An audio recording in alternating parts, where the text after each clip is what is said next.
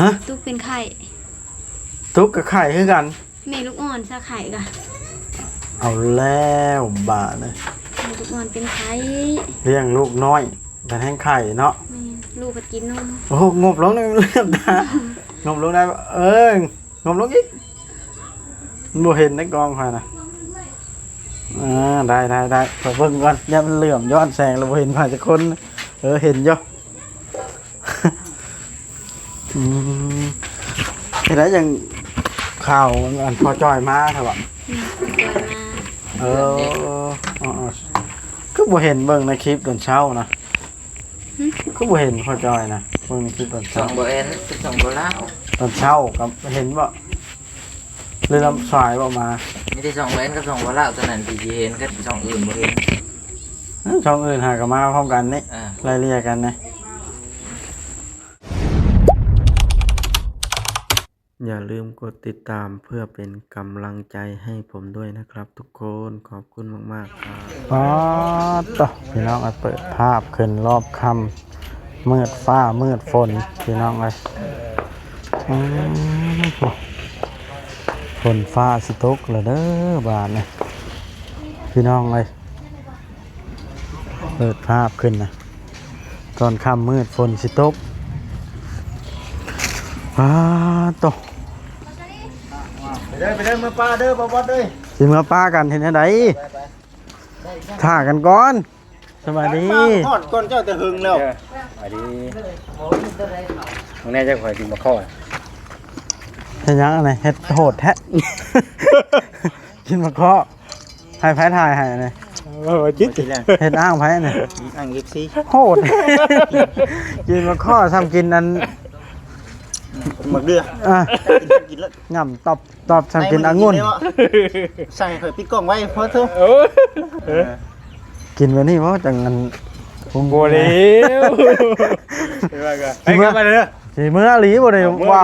เว้าหยอกเชื่อว่าเว้าหยอกสิเมื่อหลีเนาะอยู่มาตั้งแต่3คนพุ่นกระไดค่อยละผู้เดียวค่อยยังบ่เมื่อมื้อมาแต่เช้ามื้อแต่ดึกค่อยนะแม่นโอ้ขาทางกล้องเพิ่นรุ่นนี้เดี๋ยวนี้เนาะทางผู้ใหญ่เพิ่นมีสิให้ซื้อให้ชุนี่เฮ็ดแบบนี้เลยพกพาสะดวกเฮ็ดซ้ำกระแจรถเพิ่นสิบ่ตกลัดทางให้เจ้าบ่เนาะคือแตกเบิ่มอยู่เนาะมีนาโทรมาว่าตกเลยโอ้เมียโทรนำจักเทื่อแล้วเดี๋ยวนี้โอ้หลายเทื่อแล้วเมียแพงแฮงเพิ่นนี่เนาะบ่แซนโทรแล้วโอ้ยยาวก่อยบ่สลิยังบ่ขนาดลูกน้อยได้เนาะโอ้ยเจ้าเจ้าโทรมาเจ้าอีกจังลูกค่อยขายอยู่แต่ว่าสิถ่ายน้องแต่จังเล็กจังน้อยก่อนไปยังไปทางไหนนี่สิมันมานี่หมดแล้วหากมาแต่ห้องหมอแล้วก็เบิดสโลมลูกเบิดก็มานี่เลยแค่นี้แหละว่าใครแล้วบ่ได้ไปทางใดมื้อนั้นก็ไปถ่ายได้คลิปเดียวตู้รวมนั่นเด้แล้วก็มาคือเห็น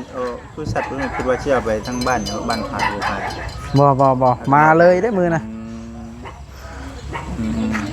มื้อก่อนก็บ่ได้ถ่ายหลายมื้อแล้วนะบ่ได้ค่อยถ่ายอันนี้ก็ถือว่าลงแล้วบัดนี้ยันว่าทั้งทำเมเพิ่นผู้เพิ่นชื่อให้เนี่ยเพิ่นจะเบิ่งว่าซั่นน่ะถือว่าเจ้านั่งทั้งหน้าหรือทั้งหลังนี่สิขายให้นี่โอ้ขอบคุณหลายๆขอบคุณหลายๆโอ้โหคนไปก่อนเด้อโอเคบ๊ายบายพี่น้องเอ้ยบ๊ายขอบใจบ่แซนลงไหมสิขายให้นี่ลงนะแม่สิขายให้นี่บ่แล้วเคยนี่กันแล้วโอ้ยใส่บีบแม่ลงเบิ่งเห็นแต่ตัวเองเมื่อลีบัดนี้เนาะทำเนาะเมียข่อยก็กินฮอดอยู่ต่อโอเคเดินทางปลอดภัยโอเคไปจะหน่อยไปตามเมื่ออีกสักนาทีนึงก่อนไปโอเคเอาพี่น้องมาทางนี้สบายดีมานั่งอยู่โต๊ะพี่นะสิล้มกันเลยคืออันมืดแท้นี่มันค่ำบ่ฮะ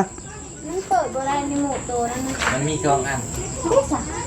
มันค่ำบ่จังมืดนี่หรือแบบใดอันนี้ อยบ่เข้าใจเด้เบิ่งลองปรับแสงกัน เดี๋ยวเลยในหมู่นี่นะ บ่ตัวแม่นดีได้อยู่ได้อยู่ มันโดดได้แม่นเฮ้ย สองอันในค้างมือนั่น อ้าว นี่อันเดียว มานี่มันหยังก็คอยได้ยินไว้ว่าจะว่าหยังก็ไผก็ไข่พอนะ ตุ๊ก ฮะ ตุ๊กเป็นไข่ ทุกข์กับไข่คือกัน แม่ลูกอ่อนซะไข่กะ เอาแล้วบาดเลย แม่ลูกอ่อนเป็นไข่ เลี้ยงลูกน้อยแต่แห้งไข่เนาะ แม่ลูกก็กินนม โอ้โหงบลงเลยเลือดตางบลงได้ปะงบลงอีกมันบ่เห็นในกองค่อยนะได้ไปเบิ่งก่อนอย่ามันเหลื่อมย้อนแสงแล้วบ่เห็นผ่านจากคนเห็นอยู่ เห็นแล้วยังข่าวอันพอจอยมาเถอะวะ เกิดมา ก็บ่เห็นเบิ่งในคลิปตอนเช้านะก็บ่เห็นพอจอยนะเบิ่งในคลิปตอน สอ เช้าง โบเอ็นสองโบล่า ตอนเช้ากับเห็นบ่เลยลำสายบ่มา ไม่ได้สองโบเอ็นกับสองโบล่าตัวนั้นที่เห็นกับสองอื่นโบเอ็น ช่องอื่นหากันมาพร้อมกันนี่ อ่า ไล่เรียกกันนะมีทูบ2ท่านเท่านั้นเช้านี่เนาะแม่นบ่สามทั้งเช้านั้นเนาะเราอยู่ยังว่าอยู่จำอ่ะนี่เอาขายได้ยังมื้อแล้วสัตว์ตุ้งฮะ แจ็คได้ยินแต่พอว่าตุ๊กไข่ อืม ก็ไปถามว่าจักมือ คือใส่ตุกเนาะอยู่พุ่นจักชลินน้ำไผ่เนาะตื่นมา อยู่ มันกับลูกหั่นแหละ อยู่แต่กับลูก กับลูกกับย่าแล้ว เอาไผ่ชลินน้ำยาเป็น ว่าอยู่กับลูกกับย่าแล้วว่ะย่าก็ไปเวียกได้ย่ากะ ลืมกระตุกแล้วนี่เอามือหายนะครับโอ้เพิ่นบ่ได้อยากมาบ่ เจ็บมากแล้วแต่เป็นไข้ โอ้ทางอันพ่อเจ้าอยู่ไสใส่กูมือนี่ อยู่นุ่นสัน ควัดพงอยู่หั่นเลยบ่ได้นะ แม่นเราเฮ็ดเวียกดี เออเสร็จมา ในจุลี่ อีก เรา ห ก็ น้า ได้เงินหลายแล้วซะคันว่าเราพัดพงอยู่ฮะเนาะ ดูบอสดูเอาได้ ฮะ จะโทรเขาตอนจะมานี่ บ่แล้วแต่อยู่เพื่อนมันว่าจะโทรถาม ฝนตกบ่ อ่า ว่าจะโทรถามมันอันบ่ฮับช้ สากแบดเด้ ำแต่ชาอยู่ใช้แบตกันนี่นะ สากเอือนนมโอ นุ่มโอยนี่เห็นได้ยังมีแบตนะ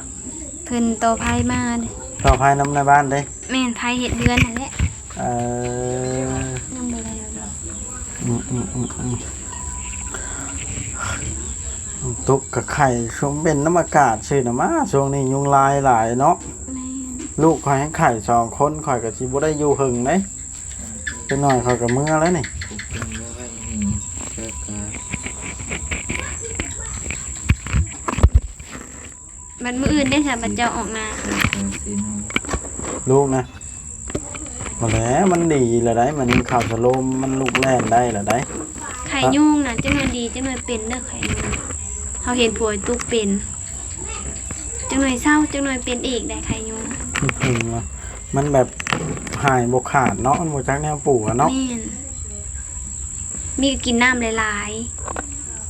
กินบ่ได้น้ำได้เลยใส่น้ำเกลือให้เขาทั้งร่างกายเอามันบ่กิน ๆ มั กิน น น้ำหลาย มันน้อยมันบอกว่าพังเด้ ๆน้ำเกลือแร่นะ บ่คือผู้ใหญ่เฮาได้เนาะนุ่มบอย อย่าว่าเด้อเผื่อผู้ใหญ่เฮาเป็นยังบ่อยากกินน้ำเด้อไข่ยุง ผู้ใหญ่เฮานะว่าบ่อยากก็ได้เบินกินย้อนว่ามันเป็นยา ตายได้ตัวหนึง อืม อยู่เพื่อนน่ะซ้ำนี่ยุงหลายเลย ไป ไปใส่ เมื่อเดียวนี้ อ้าว โอ้ย เมื่อตอนนี้แล้วบ่ มานอนอยู่ไส เอ้ยเมียเราหมอนเชิญหรือกินหมกเดลียนแล้ว ว่าเอาลีว่าติดตามเพจว่าเอาลีว่า ใครลงเห็นเบิร์ดนะ พวกสายยูทูบเบอร์ลงเห็นเบิด มันเด้งขึ้นมาหรอก น่าแต่เบาจิตสาวมีนาลงห้องแก้มกันเห็นบ่ เห็นบ่จอยบ่ยังเห็นเบิร์ด เอาจ้อยชาแนลก็เห็นอีก เห็น สบายดีเนาะเพื่อนพี่น้องเนาะมื้อนี้ก็มาอยู่เพื่อนหนุ่มโอเนาะ ใคร บ่จ้อย ไปเลี้ยงงัวกะไทยลงเอ็ด บ่จ้อยก็มาบ่เดี๋ยวนี้มานี่ เนาะ เราว่าบ่จ้อยก็มาเงินเติบคือเห็นไปถ่ายชาวใบสิดอก บ่ได้บ้า อย่าพากันนอนดึกเด้อแมลงเด้อ บ่นอนดึกกะคันหัวเวียกของห้านกะตื่นแต่เช้าได้คันน่ะบ่มีกะบ่ว่าสวยกะ7:00 น 8:00 นก็ลูกนะ ไปอันนี้บ่ได้อีหยังดอกน้ำบ่อยในคันไทยเป็นละอยากให้ไถหั่นนะ ด ไถคาดลุงเวียงคนกล้าเท่านั้นแหละ โอเค ำคาดอย่าว่าได้เว้าคือพออย่ามึงให้มึงไปคาดหน้าให้กูเฒ่ามึงเด้อนั่นน่ะ มันเสียงดังไหมตั้งแต่จะเห็นแบบนั้นนะกวาดแล้วนะฮะปลาไว้ ไปจับครูไป มันเป็นตะลิ่นนะมันน้อย อยากโทรถามข้าวตุ๊กกับบุได้ มีอยู่เบอร์ปู่เพิ่นแต่บ่ได้โทร ให้สิกล้าโทรเนาะ กะโทรถามข่าวน้องเขา อืม กะได้สิเนี่ย มันเป็นสิบเป็นอย่างแห้งแล้ววะเราก็ได้ ทางเบิ่งตัวแรงก็สิโทรเบิ่ง โทรถามมึงเพื่อเป็นหันเป็นนี่เราก็พอได้ไปเยี่ยมแล้ว พี่น้องกันเห็นได้ชาวเมืองสิทาถิ่มแต่บัดตายเนาะเว่าบนเบิดก็ได้ ยามเจ็บยามไข่ก็เบิ่งแย่งกันพี่น้องไอ้เว้าพื้นคนไข่มาเฮาก็อยู่ค่ำบ่ได้พี่น้องไอ้เพราะว่าลูกเฮาก็ไข่เฮาสิได้มื้อแล้วเอาไหมนะมีแต่ว่าถ้าเบิ่งน้ำกันพี่น้องเอ้ยบ่แล้วมื้อนี่ล่ะ เบิ่งรู้เด้ ว่าสิเป็นจังไดอาการลูกก็ได้สิเมื่อถ่ายต่อนะ ติดต่อดี เมื่อถ่ายคลิปต่ออันอยู่พุ่นอยู่เพื่อนได้น้องกัดลอกได้น้องบอยโอ้ต้มยังนี่ ต้มก้อนเลือดได้อะไรกินข้าวเปียกบ่มีเงินซื้อ อ๋อต้มก้อนเลือด ๆจ้างผมไว้ก่อน ฮะ บ่ให้พี่ก็ควงเลย เอาว่าเบิกน้ำบ่บอดก้อนมาว่ะ บอยเบิกนั่นได้มาเอิ้นเลย เกินสกัดแล้วก็เบิกแล้วเบิกทีที่บุญมา เบิกลายอะไร บ่ได้ดอ มาก หาล้าน มาล้านอะไรสิไปนอนดำอยู่พุ่นเลยบ่เดี๋ยวนี้ เอาจนแล้วเลย ถ้าเอาจนแล้วสองเท่งมาไปนอนดำอยู่พุ่นถ้าเอามือเดียว ชาปีบ่แล้ว เอาเว้าลายยายห้างมันยืดยาวสิเมื่อก่อนเด้ออย่าลืมตื่นสายเด้อมาเอิ้นนะ อย่าลืมตื่นสวย บ่อย่าตื่นสายสิดอกอายมาแล้วให้เตรียมแล้วประมาณบ่ให้กาย6 โมงเพราะว่าเมื่อกินข้าวอยู่พุ่นเด้ตอนเช้าเด้อ โอเค โอเคเอาพี่น้องไอ้บานนะกลับก่อนพี่น้องไปทางใดละบาทเลยบอกสาวเทืองว่ากันอ้าวคนน้อยให้ละสาวเทืองมานี่เลยโอ้ยคนน้อยให้บาทเลยเข้ากล้องให้บุปิดคอมเมนต์ใช่ปะ เอามาพี่ก้อนโทรศัพท์มา นั่นเลย บ่ได้ครบ3คน ลุงเนืองเราฮ้อนเนาะเอาเมื่ออื่น6 โมงก่อนสิมานะเดี๋ยวไปกินข้าวเช้าอยู่พุ่นแหละ โดย เดี๋ยวบอกแล้วบอกเพิ่นนะ บอกแล้ว มีไอ้หมานเด้ บอกน้ำลูกเพิ่นแล้ว เอาบอกไว้เนาะ โดย สิไปหรือบ่ไปก็แล้วแต่เพิ่นเนาะนะ โดย มีตลาดตกลงเห็นดีกันแล้ว โดย ก่อนสิได้มื้อได้ลูกไข่บานนะโอเคเด้อเบิ่งให้นะแล้วอย่าให้เด็กน้อยย่างมานี่แล้วค่อยสิถอยรถทางก้นเขาวางเจ้านี่ได้โอเคพี่น้องไอ้บัดนี่เมื่อกันเมื่อถ่ายให้ FC เบิ่งอยู่เพื่อนเมื่อต่อกันพี่น้องเลย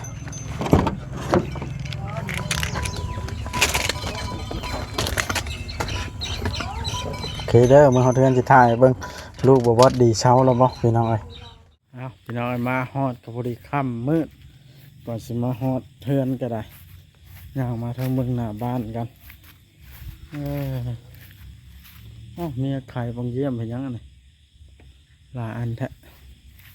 เด็กโต๊ะนั่งเฮาก็ได้เด็กไข่ประตู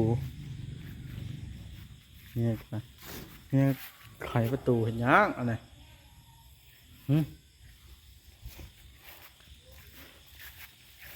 ยังหน้าเฮือนเขาหน้าเฮือนกัน อยู่หันบ่มีคันไดขึ้นอ้าวสบายดีลูก สบายดี ๆอ้าว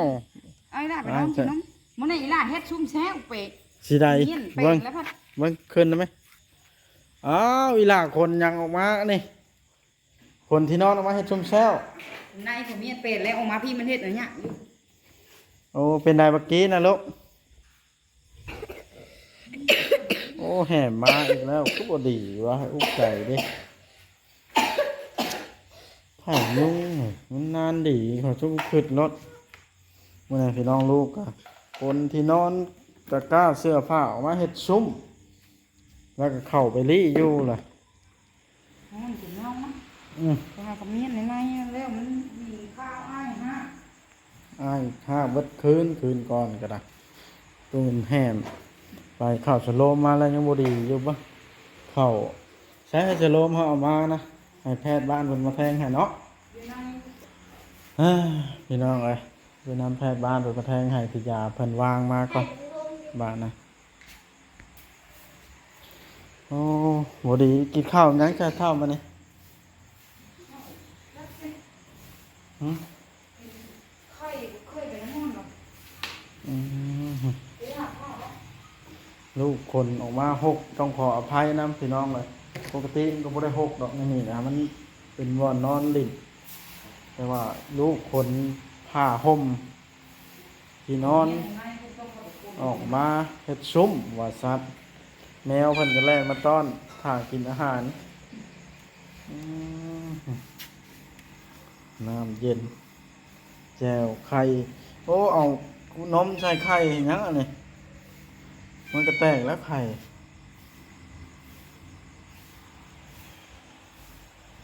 ตายไผ่ลูกมันมืดนะดีนะ อยู่ในนั่นแล้วนะไอ้ของในมันตาย ไทยตายบ่เลยเนี่ยเอาแล้วหาเรื่องเบิดเงินอีกแล้วบ่เลยเนี่ยอีว่าดอกไข่ฮะว้าวไปทั่วบ่ได้ไต้จังแล้วว่าวัดใดแม่เฮานะนกกี้ในสิใด ตายไปเฮิงแล้วมันมอดแม่เลยเนี่ยมันมา ฮะ เห็นในดอกไม้ไล่ตายไปเฮิงในน้ำก็มอดมัดไว้ ใช่ปะตายไปเฮง เห็นในดอกมันเป็นลายๆนะ ตายเฮงแล้วมันตายเอง เขาเบิ่ง คนว่าจะจุสิดอก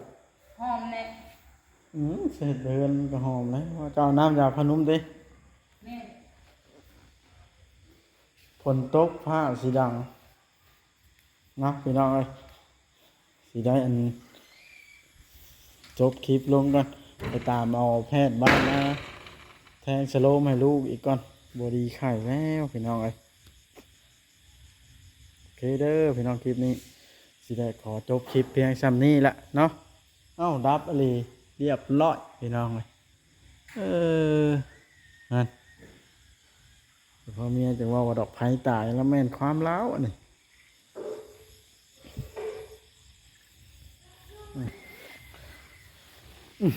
หนังย้อนแข่งอยู่กันเคเดอร์ผู้พานบ่าวโอลิพี่น้องเพื่อนบ่าวโอลิกระติดกันนี่แหละโอเคเพียง